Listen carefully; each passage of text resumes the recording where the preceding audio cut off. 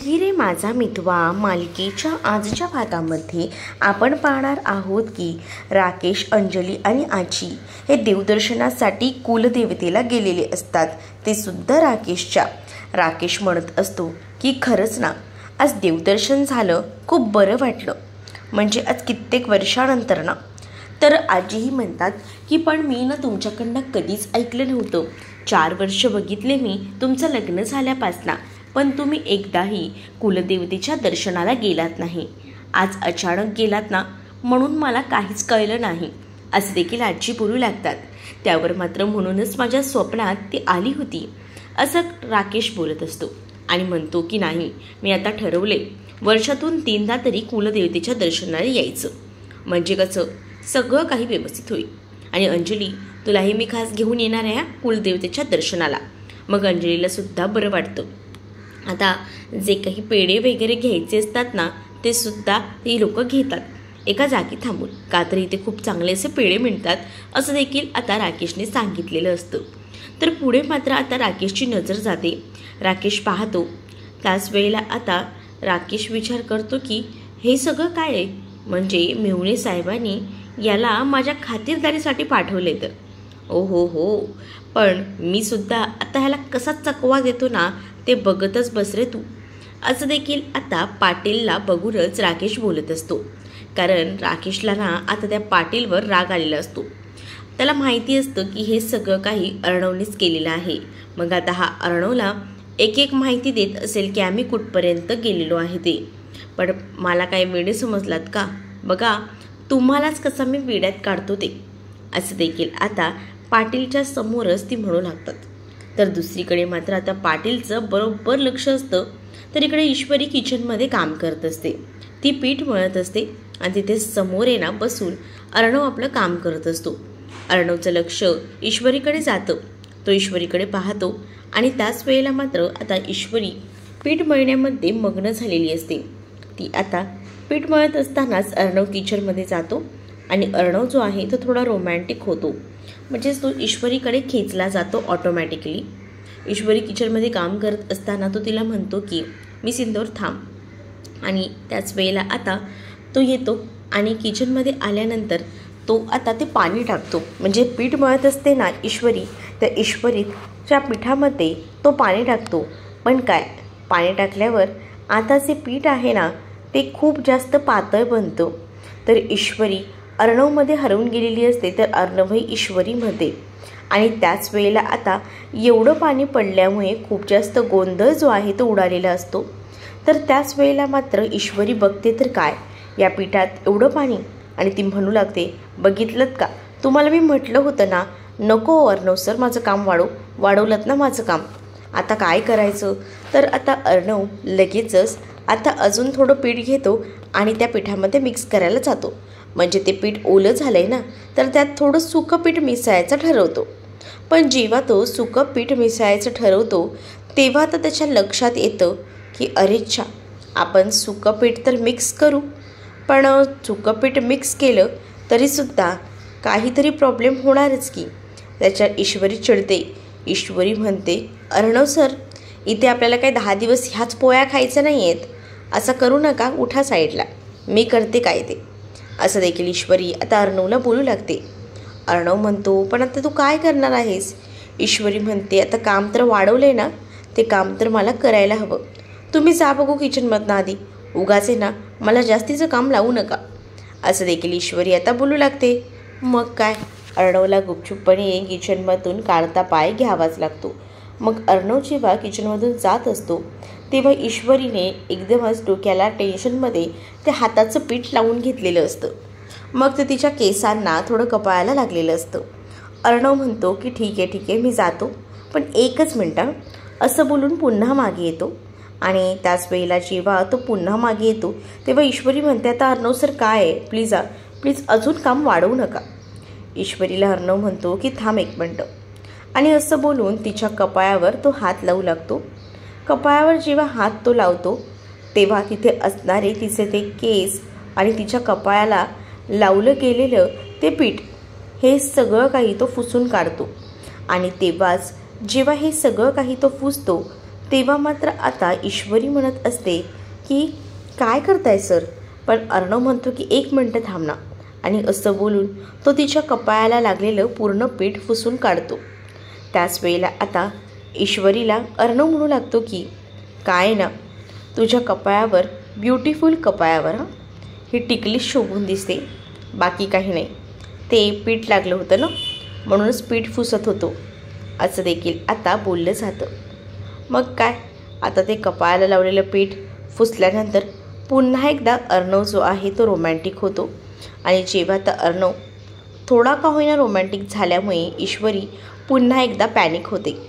ईश्वरी अर्णवला सांगते, सर काय चाललं आहे. तर तेव्हा अर्णवने आता ईश्वरीच्या अगदीच तोंडावर हात ठेवलेला असतो आणि तो तिला सांगतो की नको नको करूस बडबड, जरा थांब. त्यावर ईश्वरी आता शांतच बसते. तर अर्णवला ईश्वरी आता म्हणू लागते, अर्णव सर काय प्रॉब्लेम काय नेमका. अर्णव म्हणतो की काही नाही, पण ना अर्णवने ना अलगदपणे ईश्वरीच्या कपाळावर हात फिरवल्यामुळे ईश्वरीसुद्धा एकदमच रोमॅन्टिक अशी झालेली असते. ईश्वरीलाही कळत नसतं की आता काय करावं आणि काय नाही ते. तर दुसरीकडे मात्र आता अर्णवला हा सगळा काही होणारा भास असतो, कारण अर्णव जो आहे तो जेव्हा भानावर येतो तेव्हा ईश्वरी त्याच्या समोर उभी असते. ईश्वरी जेव्हा तर त्याच्या समोर उभी असते तेव्हा मात्र अर्णव तिला म्हणत असतो की सॉरी मी सिंदूर, खरंच सॉरी, म्हणजे मी तुझं काम नाही वाढवलं आहे, ते पिठात पाणी घातलं आहे त्यामुळे खरंच सॉरी, असं काहीसं तो वेड्यासारखा बडबडत बसतो. त्यावर ईश्वरी म्हणते, अर्णव सर काय बोलताय, काय झालं आहे का, काही बिनसलं आहे का, तर तसं सांगा. असं देखील ईश्वरी आता अर्णवला बोलू लागते. त्याच्याकडे जेव्हा ती येते तेव्हा अगदी ती पदर खोचून आलेली असते. त्यामुळे ईश्वरीकडे अर्णवही तसाच बघत बसलेला असतो. घरात दोघंच एकटे असल्यामुळे आता अर्णवला ईश्वरीचे खूप जास्त भास होत असतात. एकतर ती त्याच्या जवळ काय येत असते, त्याच्या समोर काय उभी राहत असते, हे सगळे भास जेव्हा त्याला होतात ना तेव्हा मात्र आता तो खूप जास्त बेचैन होत असतो. ईश्वरीने अर्णवला बटल्यानंतर अर्णव मात्र म्हणत असतो की नाही, काही नाही, मी माझं काम करत होतो, पण सर मी तुम्हाला विचारायला आले होते की तुम्हाला काही कॉफी वगैरे हवी आहे का, तर तसं सांगा. नको आहे का तुम्हाला कॉफी, तुम्ही ना खरंच ना तुमच्या कामाकडे ना जर दुर्लक्षच केलं आहे, असं देखील ईश्वरी आता अर्णवला बोलू लागते. आणि जेव्हा ईश्वरी अर्णवला हे सगळं काही बोलते तेव्हा मात्र आता अर्णवचं लक्षही लागत नसतं. अर्णव समोर असलेल्या ईश्वरीकडे एकटक पाहत राहतो. आणि त्याच वेळेला आता ईश्वरी किचनमध्ये उभ्या राहून आता पोळ्या करत असते. त्याच वेळेला अर्णवचं नजर ईश्वरीवर ना काही हटत नसते. तो एकटक कंटिन्यू त्या ईश्वरीकडे पाहत बसलेला असतो. त्याच वेळेला आता अर्णवकडे बघून ईश्वरी म्हणते की काय झालं आहे अर्णव सर, आज काही तुम्हाला काम वगैरे करायचं नाही आहे का फक्त माझ्याकडेच बघत राहायचं आहे. तेवढ्यातच आता ईश्वरी अर्णवकडे पाहते तर अर्णव आता मोबाईलमध्ये काहीसं बघत असतो, त्याचं काम सुरू असतं. त्याच वेळेला ईश्वरीला सुद्धा आता भास होऊ लागतात. म्हणजे ईश्वरीला ना राकेश तिच्यासोबत कसा वागला होता आज डायनिंग टेबलवर तो सगळा प्रसंग आठवतो. म्हणजेच त्याने तिच्या हाताला स्पर्श केला होता तो ब्रेड घेताना, त्याचसोबत तो खाली वागला होता, तिला स्पर्श करत होता, सगळं काही आता आठवू लागतं. आणि त्यामुळेच ना आता ईश्वरी त्या सगळ्या गोष्टींमध्ये हरवून गेलेली असते.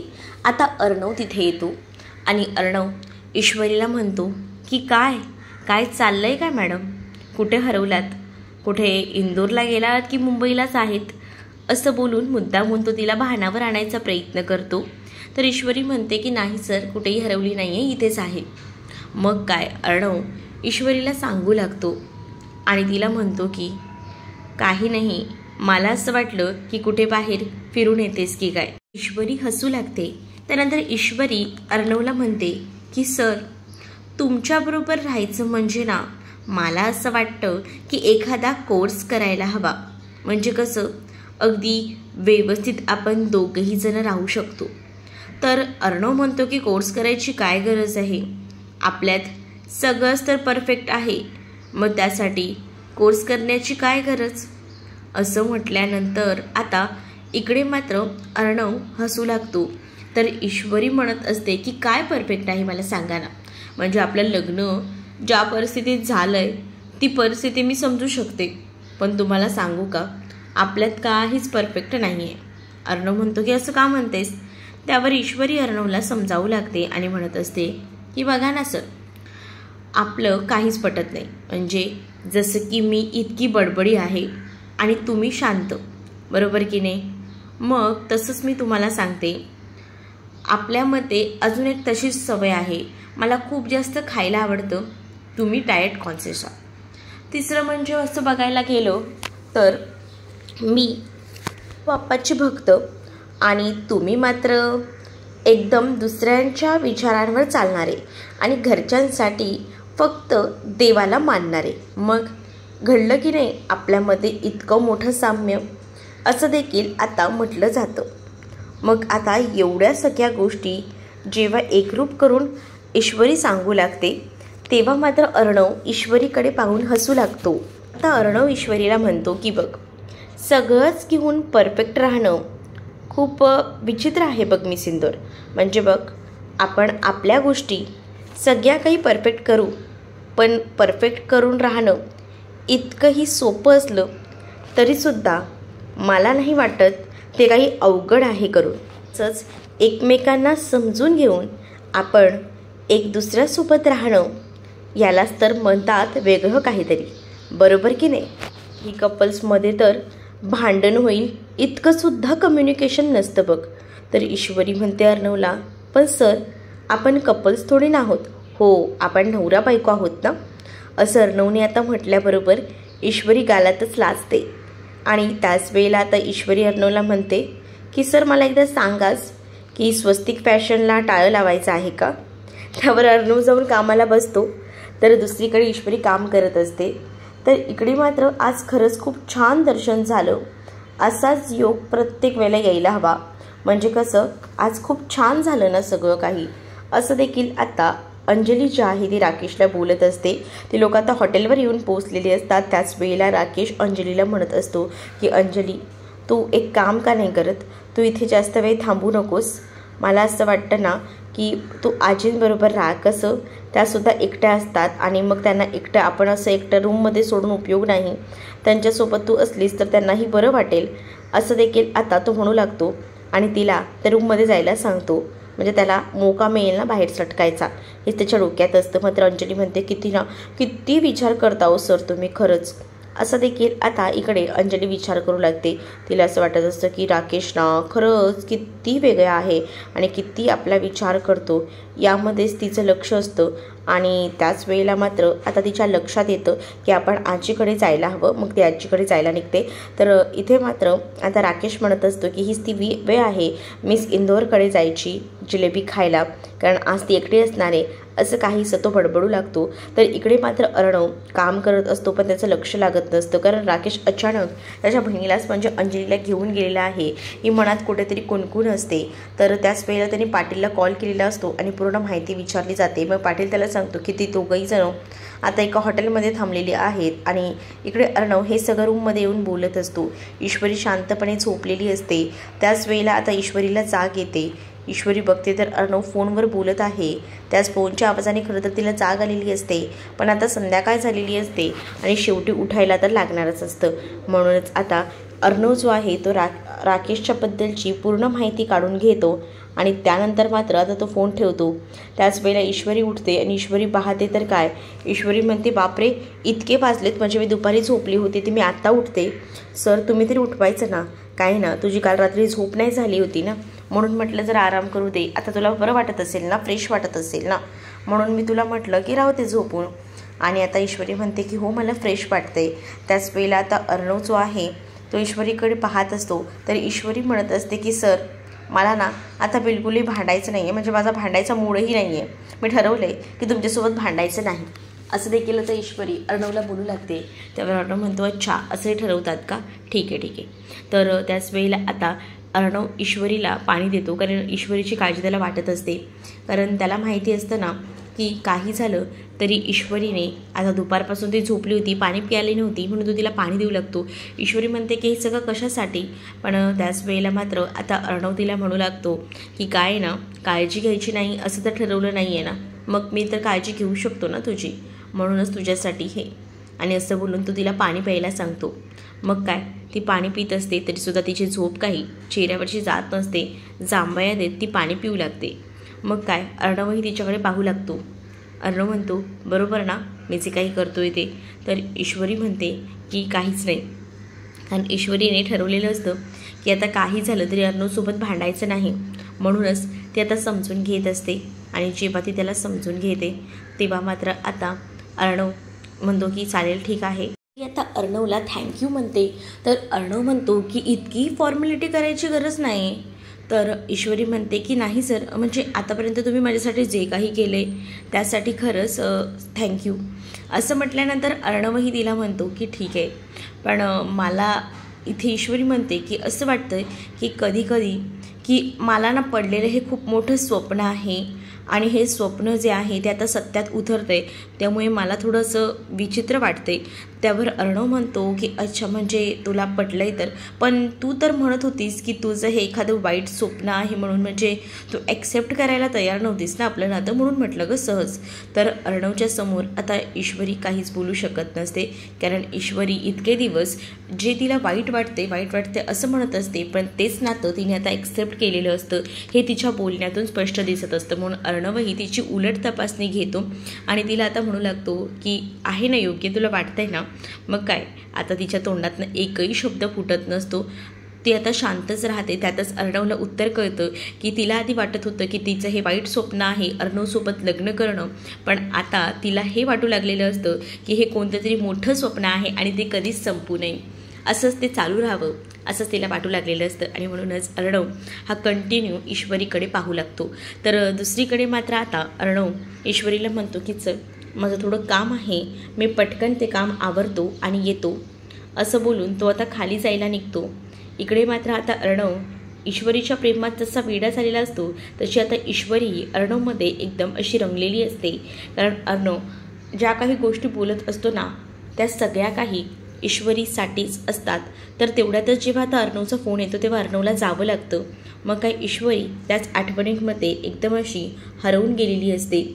तर दुसरीकडे आपल्याला पाहायला मिळतं अर्णवला अचानक कंपनीमधून फोन आलेला असतो आणि म्हणूनच तो हायपर झालेला असतो. तो विचार करतो की हे काय होऊन बसलं आहे, नाही काही झालं तरी एवढं मोठं नुकसान व्हायला नको. तर तेवढ्यातच ईश्वरी खाली येते. ईश्वरीने अर्णवचं हे बोलणं ऐकलेलं असतो. त्याच वेळेला अर्णव खूप चिडलेला असतो हे ईश्वरीला कळतं. म्हणूनच आता अर्णवला ईश्वरी म्हणते की काय झालं आहे अर्णव सर, काही प्रॉब्लेम झाला आहे का. तर त्यावर अर्णव झालेला प्रॉब्लेम सांगू लागतो. त्यावर ईश्वरी म्हणते की त्या दिवशीसुद्धा एक प्रॉब्लेम झाला होता, तेव्हासुद्धा तुम्ही गेलात नव्हतात आणि आतासुद्धा असं करू नका, तुम्ही कामाकडे लक्ष द्या, माझी काळजी करू नका, मी एकदम व्यवस्थित आहे. अर्णव म्हणतो की नाही तुला एकटीला सोडून मी कुठेही जाणार नाही आहे. ईश्वरी त्याला फोर्स करत असते आणि ईश्वरी म्हणते की असं करू नका अर्णव सर, कामाकडे सुद्धा लक्ष देणं तितकंच गरजेचं आहे. आणि तसंही बघा आता घरात कोणीच नाही आहे, मी एकटीच आहे, त्यामुळे आता कोणीही येणार नाही आणि सगळेजण बाहेर आहेत म्हटल्यावर माझी तर काळजी करूच नका. तरीसुद्धा अर्णवला ईश्वरीची काळजी वाटत असते, कारण त्यालाही माहिती आहे या राकेशचा काहीच भरोसा नाही. राकेश जो आहे ना तो एकदम विचित्र प्राणी आहे, म्हणूनच आता तो जायला तयार नसतो. मात्र ईश्वरी फोर्स करत असते. मग काय आता अर्णव जो आहे ना राकेशची माहिती काढण्यासाठी पाटीलला कॉल करतो आणि पाटीलला राकेशबद्दलची संपूर्ण डिटेल्स विचारू लागतो. म्हणजे तो आता कुठे आहे, काय आहे, या सगळ्या माहिती तेव्हाच तर आपल्याला घराबाहेर पडता येईल हे त्याला माहिती असतं. आणि म्हणून तो इकडे तिकडे पाहू लागतो आणि त्याच वेळेला राकेशबद्दलची माहिती पाटील देऊ लागतो. तर पाटील सांगतो की टेन्शन घेऊ नका, तो अजूनही इथेच आहे, हॉटेलमध्येच आहे, तो इकडनं जर हल्ला तर मी तुम्हाला सांगतो, असं देखील आता पाटीलनं सांगितलेलं असतं. म्हणूनच आता अर्णव जो आहे तो म्हणतो की चालेल बी सेफ, म्हणजे आता ईश्वरी सेफ आहे असाच तो विचार करू लागतो. म्हणून आता ईश्वरीचा निरोप घेऊन तो जायला निघतो. मग ईश्वरी काय आता एकटीच घरामध्ये असते. खरं तर हे सगळं राकेशच्या प्लॅनिंगनुसार घडत असतं. राकेशला असंच वाटत असतं ना की ईश्वरीसोबत आपण वेळ घालवावा आणि अगदी तशाच काही घटना ज्या आहेत त्या घडत असतात आणि म्हणूनच तो देखील प्रचंड असा खुश असतो. तर इकडे मात्र ईश्वरी अर्णवला म्हणत असते की सर तुम्ही माझं बिलकुलही टेन्शन घेऊ नका, माझी चिंता करू नका, मी एकदम ठीक आहे. असं देखील त्याला म्हणते आणि त्यानंतर अर्णव निघून जातो. तर ईश्वरी मात्र अशीच उभी असते. ती मात्र त्या अर्णवच्या सगळ्या गोष्टींमध्ये हरवून गेलेली असते. तर पुढील भागामध्ये आपल्याला पाहायला मिळतं घरात कोणी नाही या संधीचा फायदा इकडे मात्र राकेशने घेतलेला असतो. राकेश आता येतो आणि राकेश जेव्हा तिथे येतो तेव्हा मात्र ईश्वरी घरात एकटीच आहे हे बघतो आणि ईश्वरी जेव्हा घरात एकटीच आहे तेव्हा तिच्यावर हात घालायचा प्रयत्न करत असतो. पण तेवढ्यातच अर्णवची एंट्री होते आणि अर्णव धावत पळत तिथे आलेला असतो आणि ईश्वरीला येऊन वाचवतो. आणि त्याच वेळेला आता तो राकेशपासून ईश्वरीला लांब करतो आणि राकेशचा जोरात नरडीचा घोटच घेतो आणि तो म्हणतो की माझी बायको आहे ती आणि तुझा श्वास आहे ना मी पूर्णपणे थांबवून टाकेन जर पुन्हा माझ्या बायकोच्या जवळ यायचा प्रयत्न जरी केलास तरी. त्याबरोबर आता राकेश लांब जातो. पण अर्णवला आता ईश्वरीने घट्ट मिठी मारलेली असते. तर तुम्हाला हा भाग कसा वाटला हे नक्कीच मला कमेंटमध्ये सांगा आणि असेच अपडेट पाहण्यासाठी आपल्या चॅनलला सबस्क्राईब नक्कीच करा. चला तर मग भेटूया पुढच्या भागामध्ये. तोपर्यंत टाटा बाय.